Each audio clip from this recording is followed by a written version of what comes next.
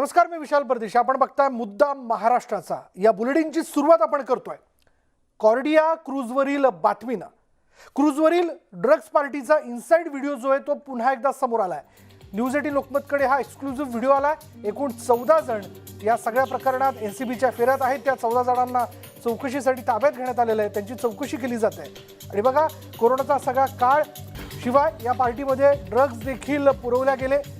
आणि हा त्या क्रूजवरचा पार्टीचा व्हिडिओ आहे. गाण्यावरती सगळी तरुणाई थिरकताना दिसते. याचबद्दल अधिक माहिती आपण जाणून घेऊयात. आमचे प्रतिनिधी अजित मांढरे आपल्या बरोबर आहेत. अजित, हा व्हिडिओ बघितल्यानंतर एकूणच लक्षात येतं की तशी अरेंजमेंट जोरदार करण्यात आलेली होती आणि त्यात ड्रग्जचा मुद्दा देखील समोर येताना दिसतोय. आतापर्यंत या सगळ्या प्रकरणात काय कारवाई करण्यात आली आहे, काय माहिती आहे? विशाल, यात एक मोठी घडामोड घडते. ती म्हणजे जे व्हिडिओ आपण दाखवतोय हे त्या क्रूज पार्टीचे व्हिडिओ आहेत. 1 तारखेला ही कारवाई करण्यात आली आणि त्यानंतर आर्यन खान आणि त्याच्यासोबत इतर 7 जणांना टर्मिनलवर अटक करण्यात आली. ताब्यात घेतलं. त्यानंतर त्यांना अटक दाखवली, न्यायालयामध्ये हजर केले. 1 दिवसाची एनसीबी कस्टडी सुनावली आणि आज त्यांना पुन्हा न्यायालयामध्ये हजर केलं गेलेलं आहे. तर आणखीन 8 जणांना जे आहे ते अटक केली. त्यापैकी 8 जणांना ताब्यात घेतलं होतं. त्यापैकी 5 जणांना न्यायालयामध्ये हजर केले गेले, त्यांना अटक केली गेली असं एनसीबीने आता स्पष्टपणे म्हणते. न्यायालयामध्ये त्यांनी ते सांगितलेलं आहे. तर एक जुहूवरून एक ड्रग पेडलर पकडलेला आहे. त्या ड्रग पेडलरच्या व्हॉट्सअप चॅटिंगमध्ये या सर्वांची नावं आहेत. त्याच्याशी व्हॉट्सअप चॅट केलं होतं अशी माहिती एनसीबीला मिळालेली आहे. आणि हाच मुख्य आधार आहे. एनसीबीने न्यायालयामध्ये ही गोष्ट स्पष्ट केलेली आहे की जुहूवरून जो ड्रग पेडलर पकडला होता त्या ड्रग पेडलरच्या व्हॉट्सअप चॅटिंगमध्ये त्याचा कॉलिंग जे आहे या सर्व गोष्टीतून हे सगळे जे व्यक्ती आहेत त्यांना अटक करण्यात आलेली आहे ते एका ड्रग पेडलरच्या कॉन्टॅक्टमध्ये होते. ते त्याच्यावरून अंमली पदार्थ घेत होते, अंमली पदार्थ सेवन करत होते अशी माहिती जी आहे ती एनसीबीनं आता कोर्टामध्ये दिलेली आहे. आणि याचमुळे हाच जो बेस आहे या सगळ्यांना अटक करण्यामागचं कारण 2 सांगितलं. ते म्हणजे एक तर ड्रग पेडलरच्या संपर्कात असणं, त्याच्याकडून अंमली पदार्थ घेणं आणि दुसरं म्हणजे त्यांच्याकडे अंमली पदार्थ पदेशीमध्ये असणं. म्हणजे त्यांच्या ताब्यात जेव्हा त्यांना ताब्यात घेतलं गेलं तेव्हा त्यांच्याजवळ अंमली पदार्थ होते. या गोष्टी ज्या त्या न्यायालयामध्ये आता स्पष्ट करण्यात आलेल्या आहेत. त्यामुळे मुख्यत्वे आता एनसीबीनं स्पष्ट केलेलं आहे की त्यांनी हे सगळे कारवाई करण्यामागचं कारण काय आहे. आता जो व्हिडिओचा विषय त्यामध्ये 2 लाल फोटो आहेत. याच्यामध्ये एक लोकेशन दिसतंय, खूप भव्य दिव्य असं त्या ठिकाणी डेकोरेशन केलं गेलेलं आहे. तो एक डान्स फ्लोअर आहे आणि हा डान्स फ्लोअर आहे. हे सांगितलं जातं की याच डान्स फ्लोअरवरती इथं पार्टीचं आयोजन केलं गेलं होतं. मात्र त्याआधीच कारवाई झाल्यामुळे त्या रात्री तिथं पार्टी होऊ शकली नाही. एनसीबीनं धाड टाकली होती आणि एनसीबीने हे फोटो जे आहेत ते काढले होते असं सूत्रांची माहिती आहे. एनसीबी मार्फत हे फोटोज आहेत त्याला दुजोरा देखील मिळालेला आहे.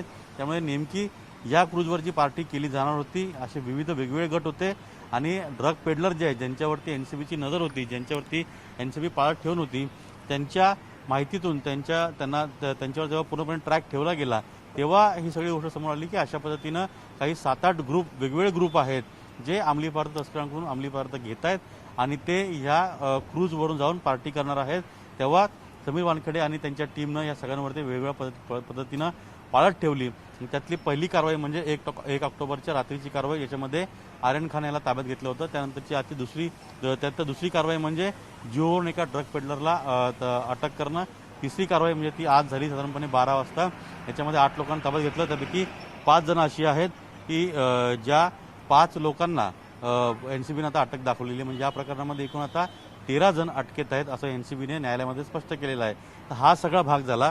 जो आपण त्या पार्टीचे व्हिडिओ पाहिले पूर्णपणे ह्याच्यावरती क्रूजवरचे व्हिडिओ पाहिले तर मोठमोठ्या आवाजामध्ये, गर्दीमध्ये मोठमोठे म्युझिक लावून त्या ठिकाणी जे क्रूजवरची जे मंडळी आहेत, तरुण जे आहेत ते पार्टी करताना दिसत आहेत. आणि इथं या गर्दीमध्ये कोण काय घेतं किंवा कोण कशा पद्धतीनं वावरतं ह्याचा अंदाज लागणं अशक्य आहे. आणि याच्याकरता अशा पार्ट्यांचं आयोजन केलं गेलं जातं. इथं मर्क्युरी लाईट जे आहे ते वापरले जातात जेणेकरून या व्यक्तीच्या हातामध्ये नेमकं काय आहे. खरं तर अशा पार्ट्यांचं आयोजन केलं गेलं जातं तेव्हा लाईटचा सगळ्यात मोठा वापर केला जातो. कारण का जर एखाद्याच्या हातामध्ये अंमली पदार्थ दिसले जरी, बोटं हातामध्ये असले जरी तर ते लाईट अशा पद्धतीनं मारली जाते की ते इनव्हिजिबल होतं. म्हणजे त्या लाईट्समध्ये पांढरी वस्तू जी आहे ती सहसा दिसत नाही. अशा पद्धतीचे सगळं अरेंजमेंट असते. हे सगळं एनसीबीच्या तपासामध्ये पुढे आलेलं आहे. एनसीबी सगळं न्यायालयामध्ये सांगत आहे. या सगळ्या विषयाला घेऊन न्यायालयात काय युक्तिवाद करण्यात आला? न्यायामध्ये हाच युक्तिवाद केला गेला की कशा पद्धतीनं ह्याच्यामध्ये अंमली पदार्थ जे आहेत ते एका ड्रग पेडलरकडून घेण्यात आले, तस्कराकडून घेण्यात आले आणि ते अंमली पदार्थ घेतल्यानंतर त्याचं कशा पद्धतीनं डिस्ट्रीब्युशन करण्यात आलं, डिस्ट्रीब्युशन केल्यानंतर एक कशी पार्टी करायचं ठरण्यात आलं आणि ती पार्टी करण्याकरता या क्रूजवरचे तिकीट जे आहे ते बुक केले गेले. छुप्या पद्धतीनं अंमली पदार्थ जे आहेत ते क्रूजवरती नेले गेले आणि त्यामध्ये जुहूचा एक ड्रग पेडलर आहे ज्याच्या व्हॉट्सअप चॅटिंगमध्ये या सर्वांची नावं आहेत, यांनी त्याला कॉन्टॅक्ट केला होता. ही सर्व गोष्ट जी आहे ते समोर आलेली आहे. हे सगळं न्यायालयामध्ये NCBनं पुरावे सगळे सादर केलेले आहेत. तर सगळ्यात महत्त्वाचं याच्यामध्ये सांगितलं जातं की हे जे अंमली पदार्थ जे आहेत हे ज्या ड्रग्स पेडलरकडून यांनी घेतलेले आहेत त्याच्या व्यतिरिक्त आणखीन ड्रग पेडलर्स असण्याची शक्यता आहे. त्यांचा मागोवा घ्यायचा, त्यांचा शोध घ्यायचा आहे, त्यांना अटक करायची आहे. त्याचबरोबरीनं याच्यामध्ये काही इंटरनॅशनल ट्रान्झॅक्शन केले गेलेले आहेत आणि ड्रग्स करता काही ट्रान्झॅक्शन केले गेलेले आहेत असं आता तपासात समोर होतं.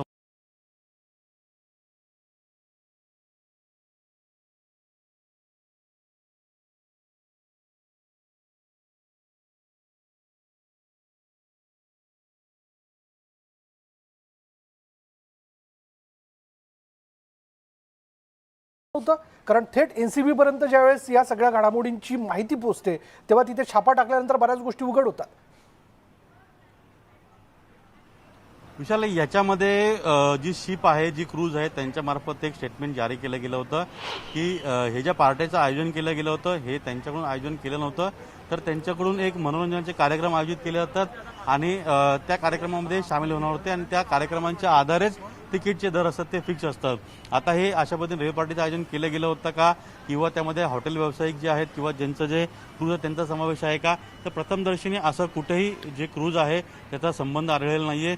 कारण का मी मगाशी सांगितल्याप्रमाणे हे काय एका विशिष्ट पार्टीचं आयोजन केलं गेलं नव्हतं, म्हणजे ड्रग पार्टीचं आयोजन केलं गेलं नव्हतं, तर वेगवेगळे ग्रुप जे आहेत यांनी आपापसात ठरवून आपण इथे जाऊ तेव्हा ड्रग्स घेऊ, त्याकरता त्यांनी एक वेगळी पद्धत तयार केली होती आणि वेगळं एक स्वतःसाठी फ्लोअर त्यांनी घेण्याचं ठरवलं होतं.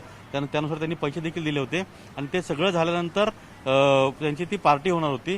तर हे सगळं याच्यामध्ये जे आहे ड्रगच्या रॅकेटमध्ये सगळं होऊन सुद्धा तिथं पार्टी झाली आणि त्या पार्टीमधले आता नवीन 5 जणांना अटक केलेलं आहे. पार्टी करण्याच्या आधी 8 लोकांना अटक केलेलं आहे. हे आता एकूण या प्रकरणात 13 अटक आहेत. तर ही जी पार्टी आहे ही पार्टी क्रूजमध्ये अरेंज केली गेली होती, पण त्याच्यामध्ये हॉटेल किंवा ते जे संपूर्ण क्रूज आहे त्याचा कुठेही समावेश नाही आहे असं प्रथमदर्शनी तरी NCBचं म्हणणं आहे. कारण का जे लोक प्रवासी बनून गेले होते त्यांनी छुप्या पद्धतीनं आपल्या सोबत ड्रग्स नेले होते. एक गोष्ट होऊ शकते की याच्यामध्ये अंमली पदार्थ आतमध्ये गेले कसे, तुमची सिक्युरिटी किती टाईट आहे, निग्लिजन्स म्हणजे बेजबाबदारपणा त्या क्रूजचा होता, ॲडमिनिस्ट्रेशनचा होता, ह्याच्या बाबतीमध्ये तिथं त्यांच्यावरती गुन्हा दाखल केला जाऊ शकतो किंवा त्यांच्यावर तो ठपका ठेवला जाऊ शकतो. अजित, या सगळ्या प्रकरणामध्ये नंतर ज्यांना अटक करण्यात आलेली आहे त्या सगळ्या लोकांची पार्श्वभूमी नेमकी काय? कारण याच्यामध्ये एक ड्रग पेडलर असल्याचं देखील कळतंय, त्याबद्दल काही तपशील अधिक कळू शकलाय का? आर्यन खान हा कोण आहे हे आता सर्वांनाच माहिती आहे. सुपरस्टार शाहरुख खानचा मुलगा आहे. त्यानंतर एक मुनमुन नावाची आहे, ती बॉलिवूडशी संबंधित गायक कोरिओग्राफर आहे असं म्हटलं जातं किंवा तिचा बॉलिवूडशी थेट संबंध आहे. ती बॉलिवूडमध्ये चांगली चर्चेत आहे असं म्हटलं जातं. अरबाज आहे, त्यानंतर चोकर नावाचा एक व्यक्ती आहे, विक्रम आहे, असे 7-8 जण आहेत. त्यांच्या वेगवेगळ्या पार्श्वभूमी आहेत. कोण एकमेकांचे क्लासमेट आहेत, कोण बॉलिवूडशी संबंधित आहेत, कोण कामानिमित्त एकत्र आलेले आहेत, हाय प्रोफाईल आहेत. सगळ्यांचे बॅकग्राऊंड जे आहेत ते श्रीमंत घरातील आहेत. या सगळ्या लोकांची पार्श्वभूमी जी आहे ती एक वेगळ्या हाय क्लासची आहे, जे वारंवार अशा पद्धतीच्या पार्ट्या केल्या जातात आणि वारंवार अशा पद्धतीच्या पार्ट्या ते करत असतात. तर हा सगळा यांचा बॅकग्राऊंड आहे.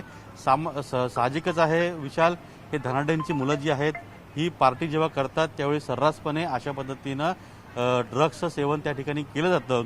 लाखो करोडो लोक आहेत, लाखो लोक अशा पद्धतीच्या पार्ट्या करतात आणि NCBच्या टीम ज्या आहेत त्यांच्या खबरांमार्फत सगळ्यांपर्यंत पोहोचण्याचा प्रयत्न करतात आणि त्याचाच एक भाग म्हणून ही काही कारवाई असं म्हटलं तरी वावगं ठरणार नाही. विशाल, धन्यवाद अजित या सगळ्या तपशिलाबद्दल. आपण बघतोय आत्ता या सगळ्या आत्तापर्यंतच्या कारवाईमध्ये नंतरही काही लोकांना जे आहे ताब्यात घेण्यात आलेले आहे त्याची चौकशी NCBच्या मार्फत केली जाते. याबद्दलचा अपडेट अशाच पद्धतीने आपण अजितकडनं पुढे घेत राहणार आहोत.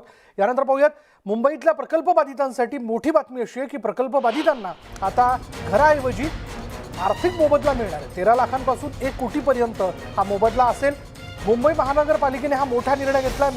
मुंबई महानगरपालिकेच्या विकास प्रकल्पांमुळे बाधित झालेले निवासी महापालिकेच्या मोडकळीस आलेल्या धोकादायक इमारती आणि या इमारतींमधील भाडेकरू यांना नव्या धोरणाचा आर्थिक लाभ मिळणार आहे। ही महत्त्वाची बातमी म्हणता येईल आता या क्षणाची की मुंबई महापालिकेच्या काही विकास प्रकल्पांमुळे ज्यांची घरं गेली त्या मार्गामध्ये असेल, मग तो रस्ता असू शकतो, उड्डाणपूल असेल किंवा मग इतर कोणतेही प्रकल्प ज्यामध्ये जे बाधित झालेले आहेत त्या प्रकल्प बाधितांना आता आर्थिक मोबदला जो तो दिला जाणार आहे। घराऐवजी आर्थिक मोबदला त्यांना दिला जाईल। मग तो साधारण 13 लाखांपासून 1 कोटींपर्यंत, म्हणजे त्या प्रकल्प बाधिताचं काय नुकसान नेमकं झालेलं आहे, याच्यात तो कशा पद्धतीने बाधित आहे, मग त्यामध्ये घर गेलं आहे का, ते घर किती मोठं होतं, आत्ताच्या सगळ्या वेळेमध्ये त्या घराची किंमत काय असू शकते, म्हणजे त्याच्यामध्ये प्रत्येक गोष्टीचा क्रायटेरिया जो तो ठरवून त्याला जी मदत आहे ती दिली जाईल। अधिक तपशील आपण जाणून घेऊयात। आमचे प्रतिनिधी प्रणाली कापसे आपल्याबरोबर आहेत। प्रणाली, महत्त्वाचा निर्णय म्हणता येईल, कारण आत्तापर्यंत तसं बघायला गेलं तर मंत्रालयापासून स्थानिक स्वराज्य प्रकल्पांमध्ये जी लोक प्रकल्प बाधित होतात त्यांना आत्ता या क्षणापर्यंतही वेगवेगळ्या याच्यात मदत म्हणजे आर्थिक लाभ मिळू शकलेला नाही आहे किंवा नुकसान भरपाई मिळू शकली नाही आहे। पण महानगरपालिकेच्या या निर्णयामुळे किती लोकांना याचा फायदा होणार? विशाल, हा प्रस्ताव आहे, हा निर्णय झालेला नाहीये। हा प्रस्ताव स्थायी समिती पुढे आलेला आहे। येत्या स्थायी समितीच्या बैठकीमध्ये या प्रस्तावावर चर्चा होईल आणि त्यानंतर हा निर्णय घेतला जाईल।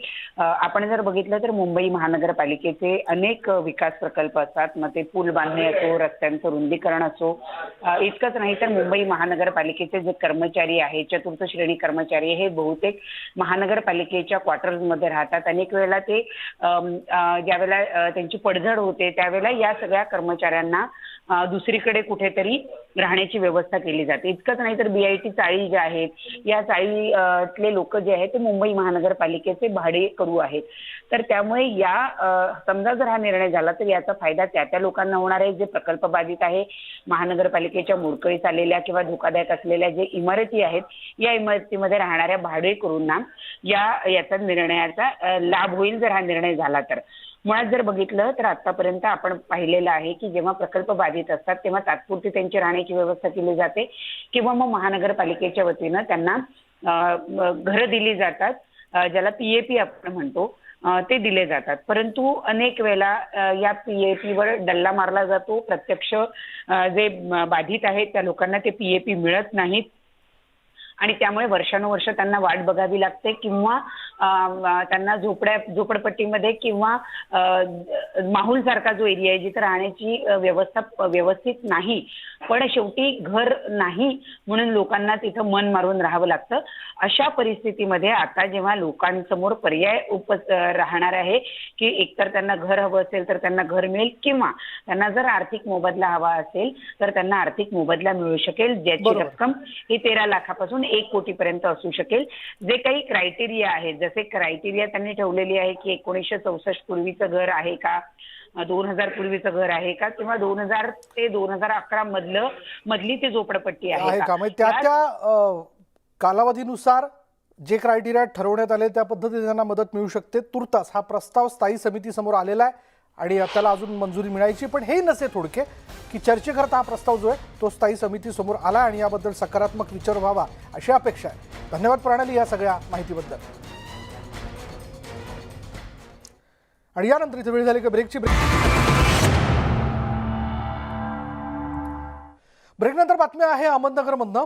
लोकांची चिंता वाढवणारी अशी बातमी ही जिल्ह्यामध्ये अनेक ठिकाणी कोरोना रुग्णसंख्येमध्ये वाढ झाली असून 61 गावांमध्ये 10 पेक्षा जास्त कोरोना रुग्ण आढळले आणि त्यामुळे या गावांमध्ये 13 ऑक्टोबरपर्यंत म्हणजे 10 दिवसांचा लॉकडाऊन जाहीर करण्यात आला।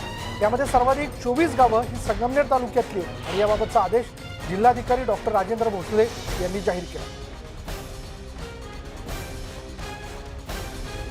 या 61 गावांमधील संपूर्ण व्यवहार पुढचे 10 दिवस बंद राहणार आहेत। त्या ठिकाणचा आढावा घेतला आमचे प्रतिनिधी हरीश दिमोटे।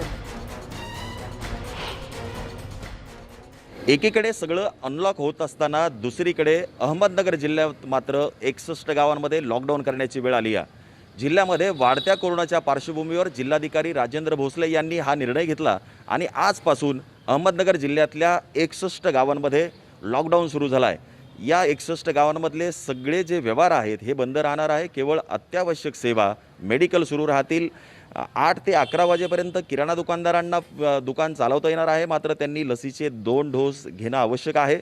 या 61 गावांमध्ये मोर्चे असतील, सभा असतील, दशक्रियाविधी असेल किंवा लग्न समारंभ असतील, यावरती निर्बंध घालण्यात आलेले आहे. तिथे कोणतेही कार्यक्रम घेता येणार नाही आहे. अहमदनगर जिल्ह्यातला जर आत्तापर्यंतचा कोरोनाचा आकडा बघितला तर 3,47,000पेक्षा जास्त लोकांना कोरोनाची बाधा झाली आहे. 6,872 जणांचा आत्तापर्यंत मृत्यू झाला आहे. सध्या जवळपास 4,000 जणांवरती उपचार सुरू आहेत. त्यामुळे दररोज जवळपास 500 ते 800 रुग्ण जिल्ह्यामध्ये आढळून येत आहेत. एकीकडे राज्यामध्ये अनेक जिल्ह्यांमध्ये संख्या कमी होत असताना नगर जिल्ह्यामध्ये मात्र ही कोरोना रुग्णांची संख्या वाढतेच आहे. 8 दिवसापूर्वी विभागीय आयुक्त राधाकृष्ण गमे यांनी जिल्ह्याचा आढावा घेतला. त्यांनी त्यावेळी शंका व्यक्त केली होती की तिसरी लाट कदाचित अहमदनगर जिल्ह्यामधनं सुरू होऊ शकते. त्यामुळे यानंतर जिल्हाधिकाऱ्यांनी बैठका घेतल्या. जी गावं 10पेक्षा जास्त रुग्ण ज्या गावांमध्ये आहेत तिथे निर्बंध लावण्यात आलेले होते. आता मात्र लॉकडाऊन सुरू करण्यात आलं आहे. पुढचे 10 दिवस या गावांमधल्या शाळा बंद राहणार आहेत, धार्मिक स्थळ बंद राहणार आहेत आणि सगळे व्यवहार आहेत ते सुद्धा बंद राहणार आहे. आता अहमदनगर जिल्ह्यातल्या लोकांची जबाबदारी आहे. हे लॉकडाऊन पुढे वाढणार नाही यासाठी कोरोनाचा नियम पाळण्याची गरज आहे. हरीश दिमोटे, न्यूज 18 लोकमत, अहमदनगर. यानंतर या मुद्दा महाराष्ट्राचा या बुलेटिनमध्ये इथेच थांबणार आहोत. पहा फक्त न्यूज 18 लोकमत.